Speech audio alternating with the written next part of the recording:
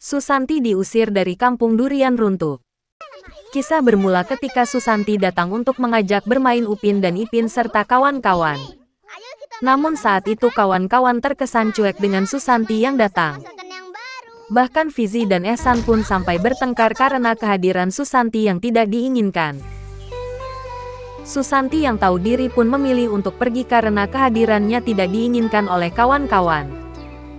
Susanti pun pulang dengan hati yang terluka. Ia tidak menyangka teman-teman yang sangat ia sayangi sudah tidak memperdulikannya lagi.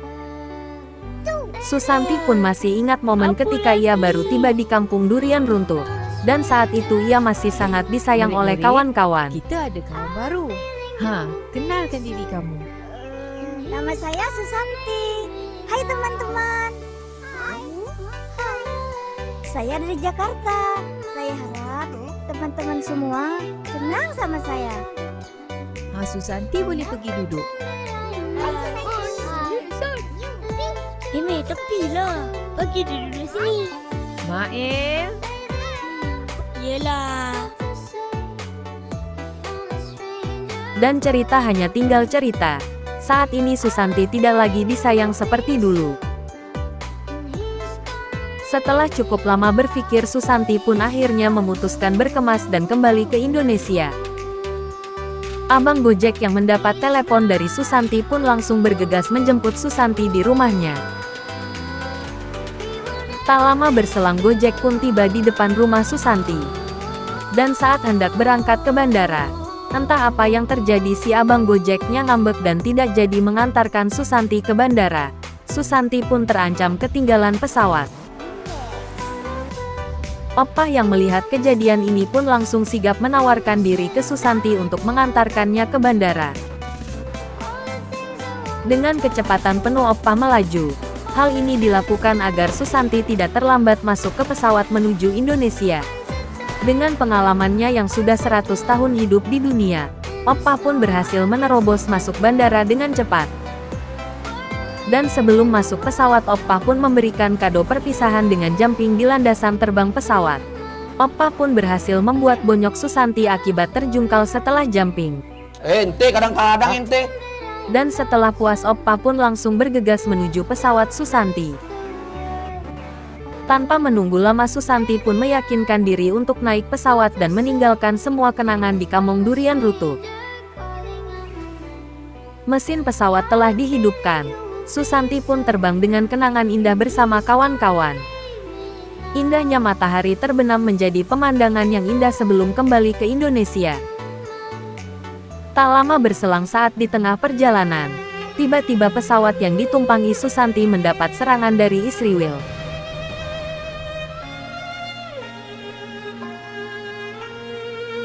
Pesawat pun menjadi oleng tanpa arah, namun sang pilot masih berusaha mengendalikannya.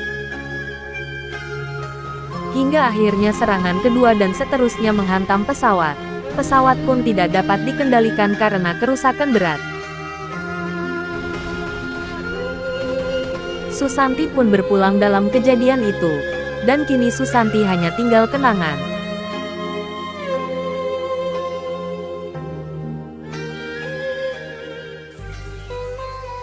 Kembali ke kampung durian runtuh, Upin dan Ipin yang belum mengetahui meninggalnya Susanti pun merasa baik-baik saja.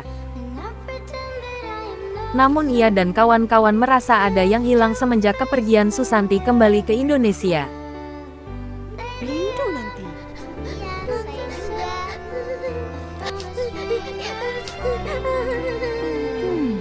Susanti tak cakap apa-apa pun dengan kita. Dia tak tahu macam mana nak bagi tahu sebab tak nak kita sedih.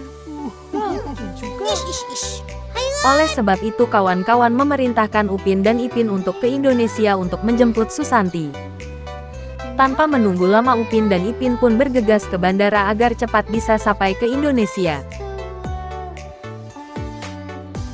Setelah perjalanan yang cukup panjang, sampailah Upin dan Ipin di tempat pesawat yang akan membawanya ke Indonesia.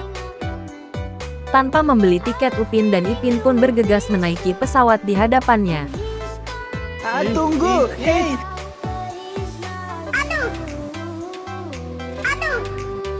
Tunggu.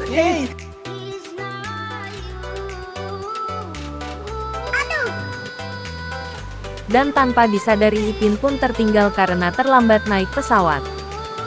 Di dalam pesawat Upin masih mengira Susanti masih hidup. Dan ia membayangkan bahagianya teman-teman kalau ia berhasil membawa Susanti pulang. Dan setelah 7 hari perjalanan sampailah Upin dan Ipin di Indonesia. Upin dan Ipin tidak mau turun di bandara. Ia mau turun di Monas sebagai salah satu monumen bersejarah di Indonesia.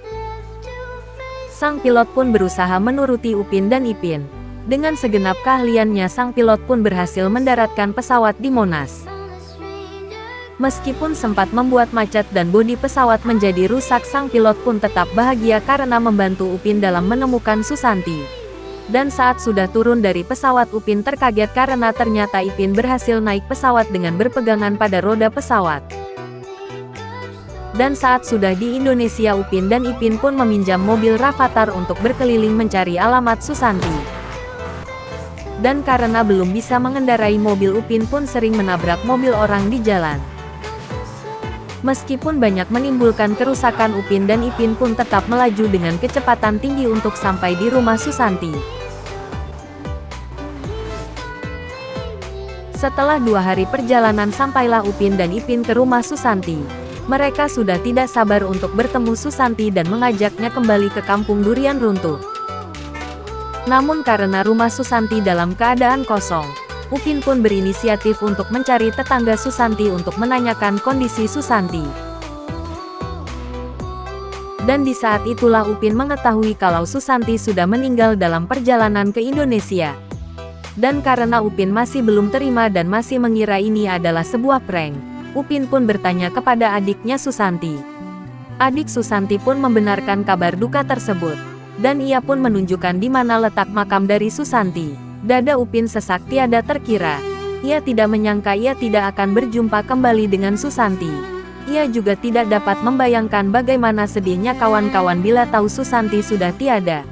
Dengan kaki yang lemas tiada terkira, Upin dan Ipin melangkah perlahan untuk mencari makam Susanti.